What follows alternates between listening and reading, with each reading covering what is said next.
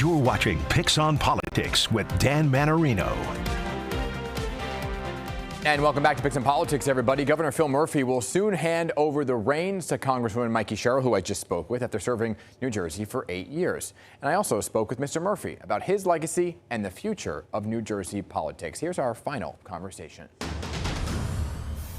And Governor Phil Murphy is joining me now. Governor, great to have you here on Picks on Politics. Thanks for having me, Dan. Good to be back. I feel like it's been a while since you and I talked. We have a lot to catch up on. So you're about to hand over the reins now to the Governor-elect Mikie Sherrill. I just spoke to her about an hour ago before talking to you. How has the transition process been from your end? Really, really good. I'm a huge fan of hers. We've had several meetings already. In fact, we had dinner with a group of CEOs last evening. She's got a great team led by her Lieutenant Governor, Dale Caldwell. Could not be more excited for her and for the state of New Jersey. You know, Gov, how does the handoff actually work going into an administration from another administration, right? What do you hope to see the Sherrill administration continue? And are you urging anybody, your commissioners or your appointees, to stay on? Well, those are decisions that she'll make. Obviously, we're an open book with her in terms of talent and where we've been emphasizing policies, and her vision is, broadly speaking, if you sort of draw the big arc of history, broadly speaking, in the direction that we've been going over the past 8 years. So there's a lot of commonality. She'll do things her own way, and she'll stake out positions that are unique to her. But if you look at the broad arc, it's going in a similar direction, and I could not be happier, as I say, for her and for the state of New Jersey. You know, I want to talk about the Democrats as a party in a whole, right? It's the first time Democrats have ever won 3 gubernatorial races in a row. And Sherrill herself actually closed some of the strongholds that were Republican strongholds, brought them a little more left, narrowed those margins. What do you think it is about the Democratic Party in New Jersey right now that is doing so well and what we saw play out on Tuesday night overall? Yeah, it was a huge win for her. 13 points. It reminded me, Dan, of our first run in 2017. Yeah. So I think you got 3 components. You got a lot of people really into her and Dale Caldwell and what they stand for, their vision.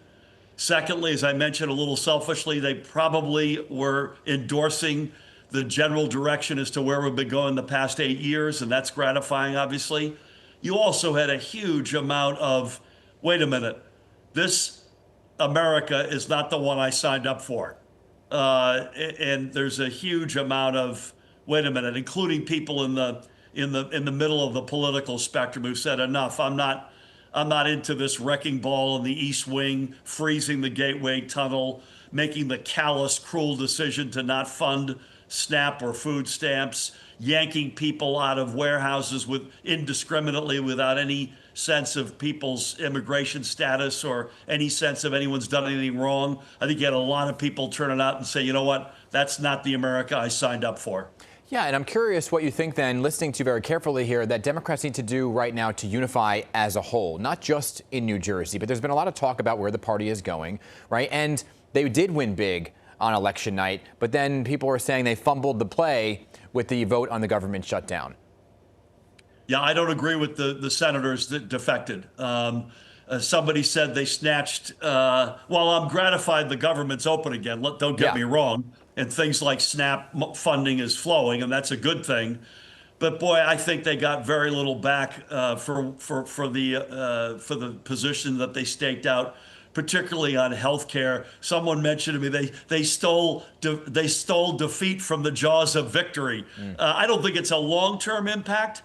But come on, folks. I mean, if you're going to die on that hill and healthcare affordability and accessibility, particularly with these crazy increases in premia, that's a hill I'd die on. And Democrats should be proud to stand strong on that. You know, so what's your advice, I guess, to the party then, Governor? Right? You have a centrist in Mikie Sherrill winning big. Then you have a Democratic Socialist in New York City, Zohran Mamdani, winning big, and many saying, well, which direction is the party? Is there somewhere in the middle of those two that the party needs to go? What do you see? Yeah, you've also got a similarly situated in terms of policy winner in the Virginia race as to Mikie. Yeah. First of all, Dan, we're the big tent party. That's probably our greatest asset and our greatest challenge. I also think New York City is politically kind of its own unique animal. We root for its success. Central and North Jersey, in many respects, relies on New York City's success. We're co-hosting the World Cup final with them. But listen, I think I have said this over the years, including with you on your program. I'm a proud progressive and a cold-blooded capitalist. And I personally think that's where most of our party, at the end of the day, lands. I think that's where Mikie is. I think that's where Abigail Spanberger is. And again, having said that, we've got a big tent. Let there be no doubt about it. You know, and there's a lot of talk also at this point in time about working with and standing up to the president at the same time, something that you've managed to do over the course of your administration. So what is your advice to not only Mikie Sherrill, but Democrats as a whole who are now looking to do the same? Yeah, you have to do both. You've got to get that balance right. You can never abandon your principles, your values, to not have the backs of the communities and the individuals who are under siege and be aggressive about all of that. And at the same time, have an element of goodwill to try to find common ground. That balance is not easy, I promise you, but that is what I think the right balance is to strike. And that's what we try to do every day. So how do you take that right now and what's playing out with the Gateway Tunnel project, right? It's such an important project. I know you've been focused on it, and the president said, well, it's terminated. So how do you stand up to him to make sure that it doesn't become terminated? Well, we do a lot. I mean, he said that. There's no, those are his words. There's no pen to paper suggesting otherwise. I'm an optimist on this one, Dan. There's too much at stake, and I think the president gets that. And it came up in the middle of the whole tussle about the government shutdown. And you've got leaders in both chambers on the Democratic side in New York State, Chuck Schumer, Hakeem Jeffries. And I think it came up in that context. Too much is at stake. 90 to 100,000 building trades jobs. By the way, probably the majority of whom voted for Donald Trump. The one-seat ride, 20% of the nation's GDP riding on those rails. I'm an optimist. I think at the end of the day, this lands in the right place, which is it gets built. You know, Gov, I know you're coming to the end of your term. I hope to talk to you one more time, but just in case I don't, you and I have spoken through a lot, right? A pandemic being one of them. So what are you most proud of?